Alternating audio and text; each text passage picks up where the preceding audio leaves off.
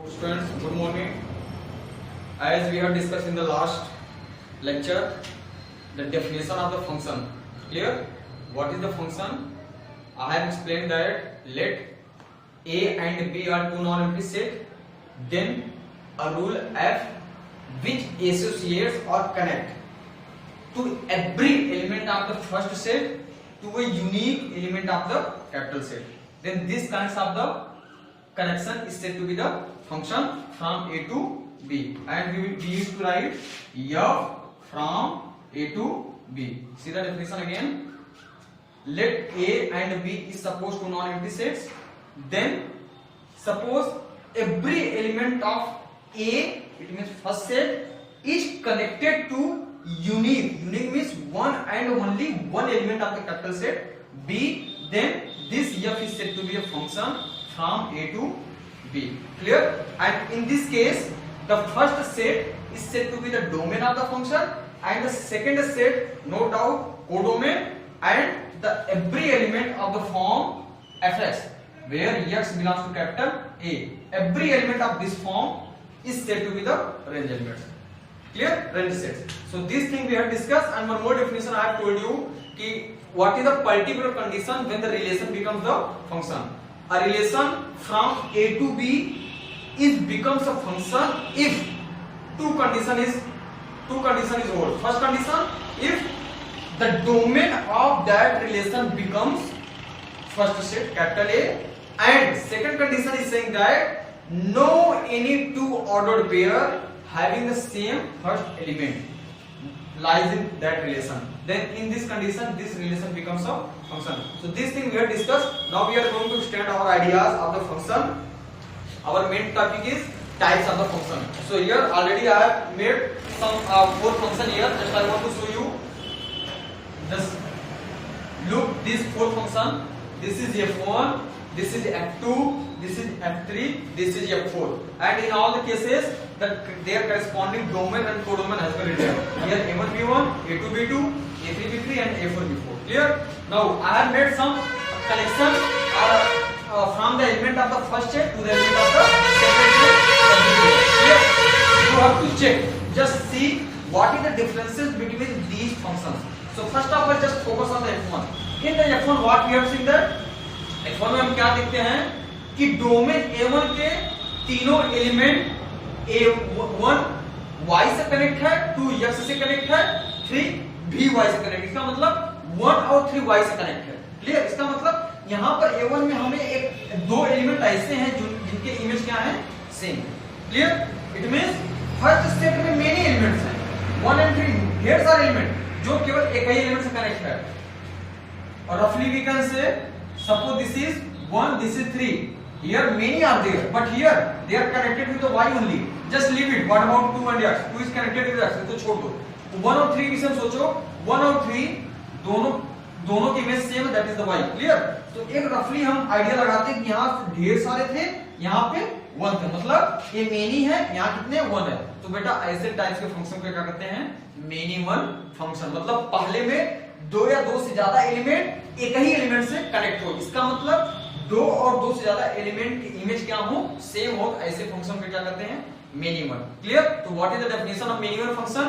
Definition हम कह सकते हैं कि late f is a function from A to B, or you can say let f1 is a function from A1 to B1 such that कि 2 or more than 2 element in A1 is connected to single element of B1, or in the other words आप कह सकते हो कि if 2 or more than 2 elements in A1 have the same image in B1, then this kinds of the function is said to be the many one. अब आप यह जो F2, F3, F4 इसमें से आप देखकर बताओ कि कौन कौन से many one है। देखो जब हम F2 की बात करते हैं, यहाँ 1 की इमेज Y, 2 की इमेज Z, 3 की इमेज Z। इसका मतलब फिर से हमने देखा क्या कि 2 और 3 A2 में ऐसे दो एलिमेंट हैं जिनके इमेजेस क्या है, सेम है। इसका मतलब यह भी क्या होगा, मेनी वन। इसका मतलब this is many one, this is also, हम इसको मिटा देते हैं, this is also many one. Clear? This is also many one. But what can you say about F3? F3 में 1 का इमेज y, 2 का इमेज z, 3 का इमेज x, तीनों की इमेज डिफरेंट है, तो ये मिनिमम नहीं हुआ। यहाँ F4 में भी देखते हैं 1 का इमेज x, 2 का इमेज z, 3 का इमेज w, मतलब यहाँ पर भी तीनों के एलिमेंट, तीनों के इमेजेस क्या है, डिफरेंट डिफरेंट है, इसका मतलब यह भी मिनिमम नहीं हुआ। अब क्वेश्चन उठता अगर मिनिमम नहीं है तो क्या है, ठीक, जरा इनके नेचर के ऊपर आप देखो। यहाँ पर हमने जब पहला एलिमेंट लिया तो 1 को हम देख रहे हैं कि 1 का इमेज x है और 2 का इमेज z है, मतलब 1 और दोनों दो एलिमेंट हमने लिए तो दोनों के इमेजेस क्या है, डिफरेंट डिफरेंट, और तीसरा भी वही फॉलो कर रहा है, मतलब तीसरा 3 का इमेज w है, मतलब इसका भी इमेज क्या है, डिफरेंट है। तो फाइनली मिला क्या कि A1 के सारे डिफरेंट डिफरेंट एलिमेंट का इमेज डिफरेंट डिफरेंट आ रहा है। सेम थिंग्स हियर, देखना 1 का इमेज y, 2 का इमेज z, 3 का इमेज x, यहां पर भी सारे एलिमेंट के इमेजेस क्या है, डिफरेंट डिफरेंट है। तो बेटा this kinds of the function is said to be the 1-1 function. आप रफली फिगर से भी आप कर सकते हो, यहां पर अगर 1 एलिमेंट लोगे तो यहां पर भी 1 image, 1 element 1 1 1, so that's why this kinds of the function is said to be 1-1 function. So definition हम कर सकते हैं कि late f is a function from set A to set B, then this f is said to be 1-1 function if distinct element in A have the distinct images in B, or different element in capital set A have the different images in capital set B is said to be the 1-1 function. Clear? It means यह कैसा function हुआ, यह हुआ बेटा 1-1, यह क्या हुआ 1-1, इसको भी क्या कहेंगे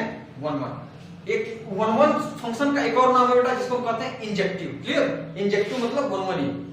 अब एक नेचुरल क्वेश्चन एराइज होता है, अगर एग्जाम में या कहीं पर भी क्वेश्चन आ गया तो हम कैसे प्रूव करेंगे। जैसा कि हमने कहा कि इसका जो डेफिनेशन है मिनिमम का, इसमें तो हमें एक ऐसा कोई एक ऐसा एग्जांपल दिखा देना है, कोई ऐसा 2 एलिमेंट ले लें इसमें से जिसके दिखा दें उनके इमेजेस क्या हैं, सेम है। सपोज इसमें इनफाइनाइट एलिमेंट है तो हम सारे इनफाइनाइट को चेक नहीं करने जा रहे हैं, हमें केवल एक ऐसा एग्जांपल चाहिए कि कम से कम ऐसे 2 एलिमेंट मिल जाएं जिनके इमेजेस क्या हैं, सेम है, तो बेटा बाकी को चेक करने की जरूरत नहीं है। इसका मतलब मिनिमम प्रूव करना बहुत इजी है, हमें केवल एग्जांपल फाइंड करना है कि ऐसे 2 एलिमेंट फर्स्ट सेट में मिल जाए जिनके इमेजेस क्या हैं, सेम हो जाए। Clear?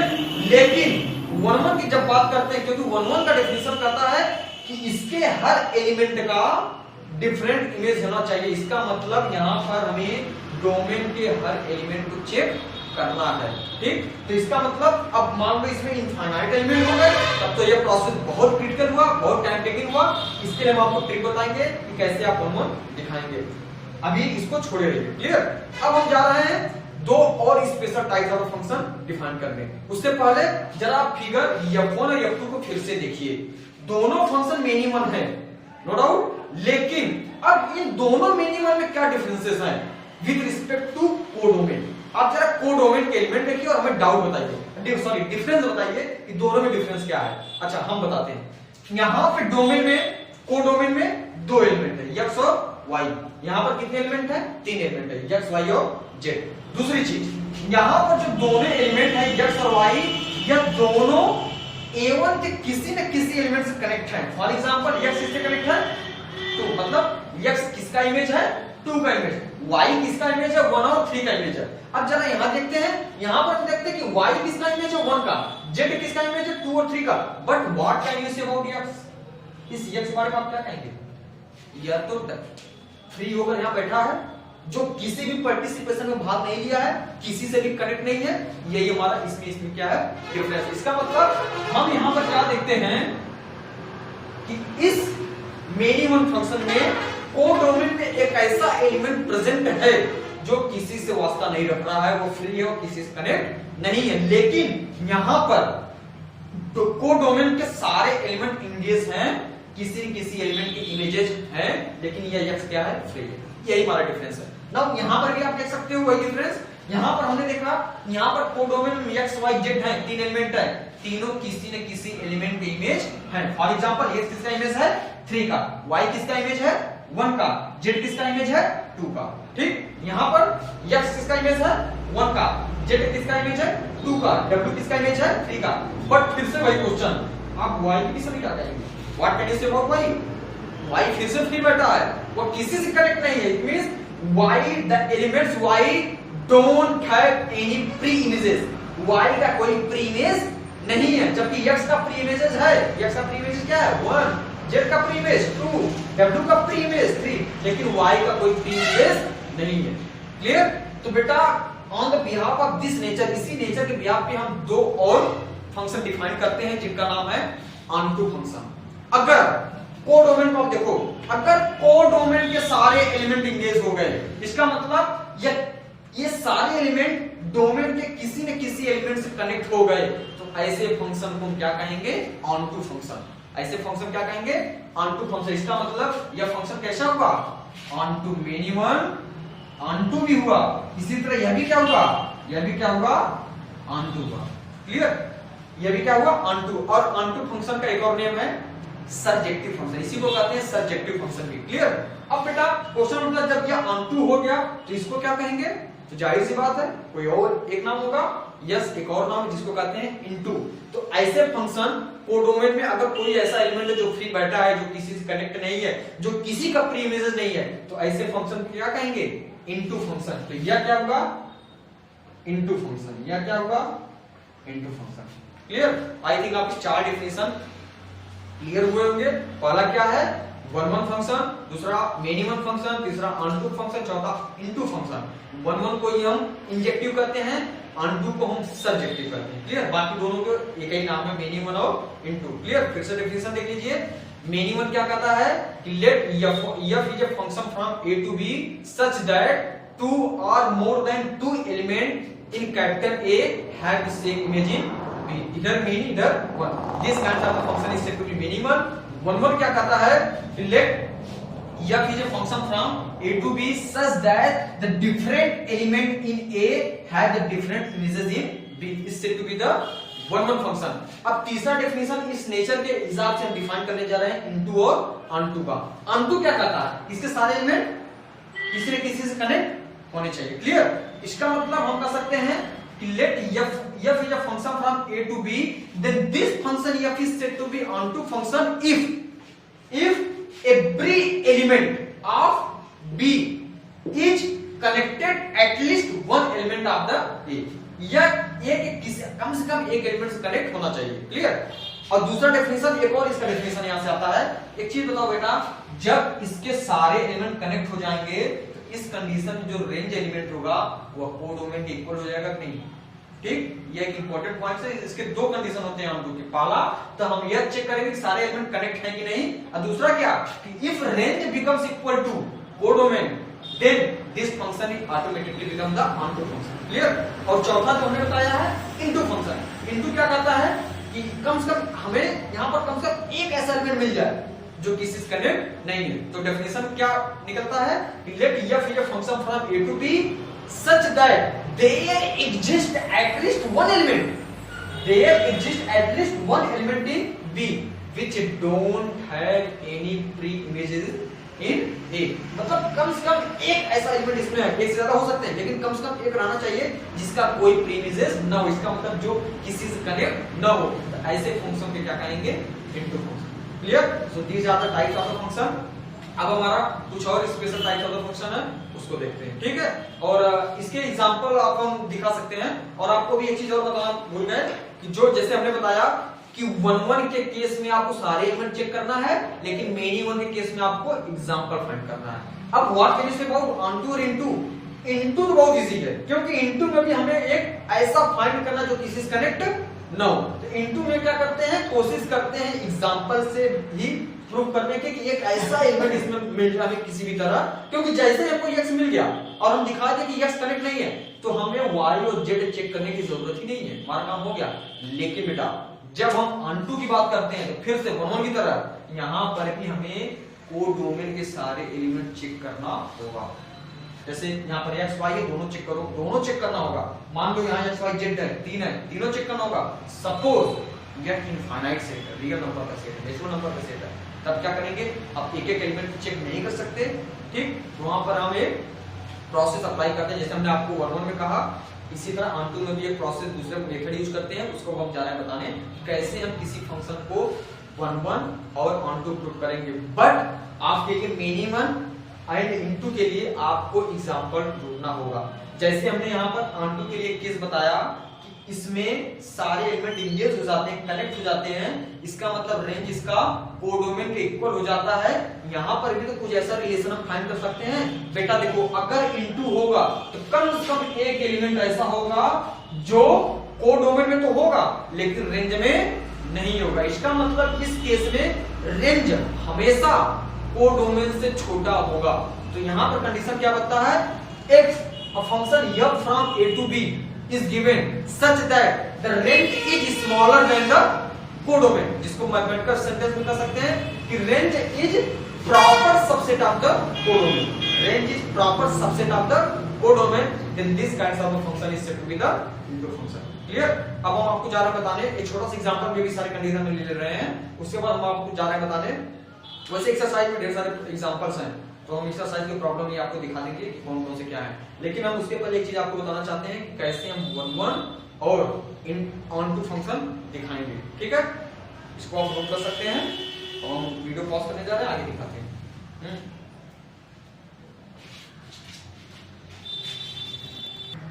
So I have taken one question, not question, one one function फिर से हमने ले लिया है और हम आपको बताने जा रहे हैं कि आपको कैसे प्रूफ करना है क्वेश्चन में कि ये वन वन फंक्शन है कि नहीं। क्लियर? क्योंकि वन वन फंक्शन के लिए हमें हर एलिमेंट, जैसा डेफिनेशन पहले देख लीजिए, डेफिनेशन कहता है कि late f is a function from a to b, a b दो सेट्स हैं, f एक फंक्शन a से b है, then this function f is said to be one one function if different element in a, different element in a have the different images in b, मतलब a के हर different element का images भी different होना चाहिए। Clear? अब देखो बेटा, इसमें करते क्या है, प्रूफ करने के लिए हम क्या करते हैं, नॉर्मली हम दो एलिमेंट ले लेते हैं रेंज के। सपोज यहाँ x1 x2 डोमेन के एलिमेंट है, तो x1 जब अंडर f कनेक्ट होगा, यहाँ पर किससे कनेक्ट होगा, यहाँ पर जब पहुंचेगा क्या बन जाएगा fx1, या भी x2 कहां पर जब यहाँ पहुंचेगा क्या बन जाएगा fx2। क्लियर? हम करते क्या है, रेंज के दो एलिमेंट लेते हैं, लेट fx1 एंड fx2 और कंसीडर करते कि ये दोनों रेंज के एलिमेंट क्या हैं, इक्वल है। क्लियर? इसका let fx1 equal to fx2 for where x1 और x2 किसके एलिमेंट हैं, कैपिटल A। क्लियर? इसके बाद बेटा हम अपना प्रोसेस, मैथमेटिकल प्रोसेस अप्लाई करते हैं और किसी भी तरह दिखा देंगे कि अगर यह दोनों रेंज के एलिमेंट इक्वल हैं तो इनके करिस्पोंडेंट जो प्री इमेजेस है वो भी क्या आने चाहिए, इक्वल। मतलब fx1 का प्री इमेजेस क्या होगा, x1, इसका x2, यह भी इक्वल आने चाहिए। अगर इक्वल आ गया तब तो 1 1 है, इक्वल नहीं आया तब तो 1 1 नहीं हुआ। इसका मतलब अगर यहाँ पर जब ये दोनों इक्वल हो जाएंगे, जब यहाँ fx1 fx2 इक्वल हुआ तो एक सिंगल एलिमेंट बन गया, और अगर x1 x2 भी इक्वल हुआ तब तो भी ये सिंगल बना कि नहीं, सिंगल होगा तो 1 1 हो जाएगा। सपोज करो आप कि x1 x2 इक्वल नहीं आ रहा है, इसका मतलब यहाँ पर तो ये इक्वल थे, मतलब एक ही fx1 fx2 इक्वल हुए थे, एक एलिमेंट बताया, लेकिन x1 x2 डिफरेंट आए, यहाँ पर दो सिंबल बताए कि नहीं, और जब दो सिंबल बताए मतलब ये क्या हुआ, दो एलिमेंट के इमेज सेम, तो इस कंडीशन में क्या हुआ, मिनिमम हुआ। इसका मतलब अगर x1 not equal to x2 आ रहा है तब तो ये क्या हुआ, मिनिमम हुआ, लेकिन अगर x1 इक्वल टू x2 आ रहा है तब ये क्या हुआ, 1 1 हो जाएगा। क्लियर? ये हमारा ट्रिक है 1 1 प्रूव करने का। ओके, अभी क्वेश्चन लेंगे तो आपको बताएंगे कैसे करेंगे। ठीक है? इसी तरह इसके बाद हम आपको दिखा रहे हैं कि किसी भी फंक्शन को ऑन टू कैसे दिखाएंगे। सो अब हम देखते हैं कि ऑन टू फंक्शन डेफिनेशन क्या कहता है। डेफिनेशन हमने यहाँ पर लिख दिया है आपका टाइम बचाने के लिए। अब आप डेफिनेशन देखिए कि मान लीजिए फिर से हमने दो फंक्शन ले लिया, सॉरी दो सेट ले लिया a और b, और सपोज करिए यह एक फंक्शन है a से b तक। क्लियर? तो हमने जो अभी तक आपको बताया वो क्या, यही बताया है कि अगर b के सारे एलिमेंट एक कम से कम एक एलिमेंट से कनेक्ट हो जाए ना, इसका मतलब कि हर b के हर एलिमेंट के लिए कम से कम एक प्रीमियस हमें मिलना चाहिए। तो इस कंडीशन में हमारा क्या हो गया, ऑन टू हो गया। वही हमने डेफिनेशन यहाँ पर भी लिखा है कि late f is a function from a to b, then f is said to be onto function if every element in b, b का हर element, every element in B has at least one pre-images in A।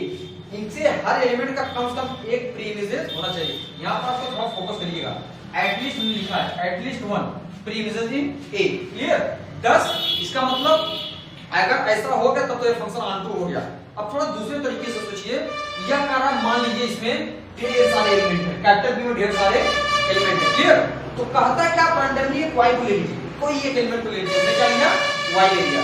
अब अगर इस y के लिए कम randomly लिया हमने, अब इस y के लिए अगर हम कम से कम एक ऐसा x यहां पर मिल जाए, एक ऐसा x मिल जाए जो इसका क्या हो जाए प्री इमेज, इसका मतलब एक ऐसा y ले ले जो किसके इक्वल हो जाए x के, या एक ऐसा y ले ले जिसके लिए जो x से कनेक्ट हो जाए, और इसको दूसरे वर्ष में कर सकते हैं एक ऐसा y ले ले जिसका प्री इमेजेस यहां पर रहे। इसका मतलब y के लिए एक ऐसा x यहां पर है कि सच दैट y किसके इक्वल हो जाए, y इस fx के इक्वल हो जाए। जैसे y इस fx के इक्वल हुआ, इसका मतलब x का जो कनेक्शन यहां है वो किससे हो गया y से हो गया। इसका मतलब यही हमारा कंडीशन है बेटा, y का जो है यही स्टेटमेंट हम यूज करेंगे क्वेश्चन में प्रूव करने के लिए। हम क्या करेंगे, for each y belongs to b, हम एक आर्बिट्रेरी एलिमेंट यहां y लेंगे और दिखाएंगे कि इस y के लिए एक कम से कम एक x ऐसा मौजूद है जिस पर f लगा दे तो किसके इक्वल हो जाए y के इक्वल हो जाए।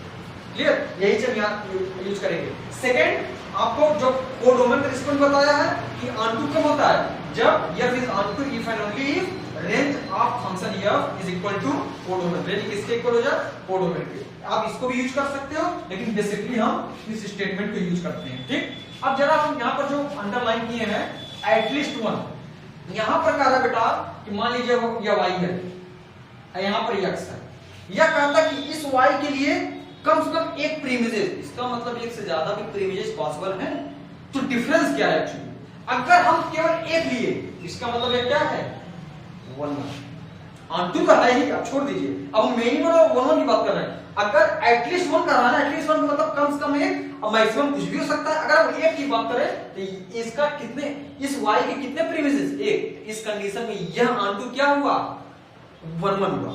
अब मान लीजिए एटलीस्ट 1, एक से ज्यादा ले ली, मान लीजिए यह x1 ले लिया या x2 ले लिया, फंक्शन हमारा इस तरह हो गया था क्योंकि अब y के दो प्रीमिसेस, इसका मतलब इस कंडीशन में यह ऑनटू फंक्शन क्या बताएगा मेनी 1 बताएगा। क्लियर, तो यह एटलीस्ट 1 हम अपने अकॉर्डिंग क्वेश्चन यूज करेंगे। अगर 1 भी दिखाना है, ध्यान रखिएगा, अगर हमें वो क्वेश्चन दिखाना है कि ऑनटू के साथ 1 भी है तो यहां पर हम एटलीस्ट 1 नहीं लिखेंगे, क्या लिखेंगे यूनिक लिखेंगे। क्या लिखेंगे, for every y belongs to capital B there exist unique element, unique मतलब सिर्फ एक और एक एलिमेंट कहां पर a में, इसका मतलब for every y belongs to capital B there exist a unique element x in A such that f is equal to y।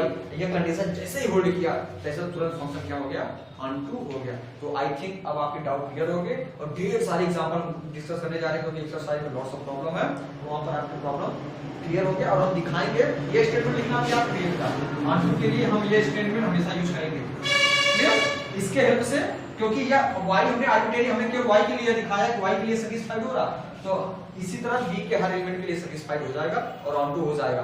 और 1 के लिए हम क्या दिखाएंगे, 1 के लिए late fx1 equal to fx2 और इंप्लाई क्या करेगा, यह दिखाएंगे, किसी भी तरह दिखा देंगे कि x1 भी x2 की इक्वल है, इसका मतलब दोनों के प्रीमिसेस भी आपस में क्या है इक्वल हैं, तब तो ये 1 हुआ। अब बाकी जो दो बचे मिनिमम और इनटू, इन दोनों के लिए एग्जांपल फाइंड करेंगे, कैसा एलिमेंट फाइंड करेंगे जो यहाँ पर तो है लेकिन कनेक्ट नहीं है, तो इनटू हुआ, और दो एलिमेंट इसमें ऐसा फाइंड करेंगे जिनके इमेजेस क्या है सेम है, वहां क्या होगा मिनिमम। क्लियर, तो अब आई थिंक डाउट सारे क्लियर हो गए हैं। अब हम जा रहे हैं डिस्कस करने एक्सरसाइज के प्रॉब्लम 1.2। क्लियर,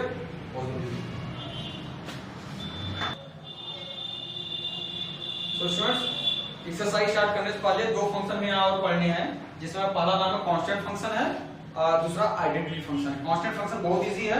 कांस्टेंट फंक्शन कहता है कि जिसका रेंज क्या हो, एक कांस्टेंट फंक्शन हो। क्लियर, रेंज आप दो डोमेन भी कर सकते हो। यहाँ पर यह कहता है कि ए के सारे एलिमेंट किसी एक कॉन्टेक्ट से कनेक्ट होने चाहिए, इसका मतलब इन सारे एलिमेंट का इमेज क्या हो, ये कांस्टेंट है। डेफिनेशन देखना, late f is a function from a to b such that f is equal to any constant। Constant हमने क्या मान लिया 2, मतलब x की आप कुछ भी वैल्यू पुट करोगे रेंज में हमें क्या आना है 2 ही आना है। सपोज x की वैल्यू हमने 1 रखा, 2 रखा, 3 रखा, 4 रखा, ढेर सारे आप कुछ भी रख सकते हो। यहां पर ये किससे कनेक्ट होंगे 2 से, मतलब 1 is connected with 2, 2 is connected with 2, 3 is connected with 2, 4 is मतलब हर एलिमेंट किससे कनेक्टेड होगा 2 को। तो ऐसे फंक्शन को क्या कहेंगे कांस्टेंट फंक्शन। एक चीज और यहाँ पर हम देखते हैं कि कांस्टेंट फंक्शन जो रेंज एलिमेंट है, रेंज सेट है, वो क्या है सिंगलटन सेट है, जिसमें केवल एक ही एलिमेंट अप्लाई करेगा। क्लियर। इसी तरह दूसरा है आइडेंटिटी फंक्शन। आइडेंटिटी फंक्शन भी बहुत इजी है। आइडेंटिटी फंक्शन कहता है कि हर एलिमेंट का इमेज खुद वही एलिमेंट होना चाहिए।